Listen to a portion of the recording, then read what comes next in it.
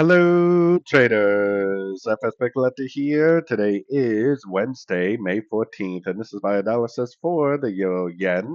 If you haven't done so already, definitely do check out my free Discord channel. It's linked over here in the corner at the end of the video. And make sure to take a look at my website, fxpipcollector.com. Make sure to watch the video on my home screen to learn more. So all the yen pairs definitely did turn down pretty strong this morning this morning and throughout the Asian session. We do have a break of structure, so most likely we do have the end of a trend. But the end of a trend that we have is the end of this trend. I still think that this is eventually going to make its way all the way up to about the 172 area on the daily weekly time frame.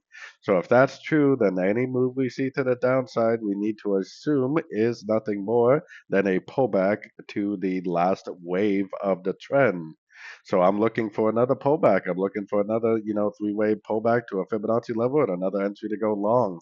If you are trading the very short time frames, now that we got a break of structure, you could be looking for shorts until the pullback is complete, which will likely take a few days. So going down to the 1 hour time frame, this is definitely impulsive down. There's no doubt about that, and it very likely is not over yet.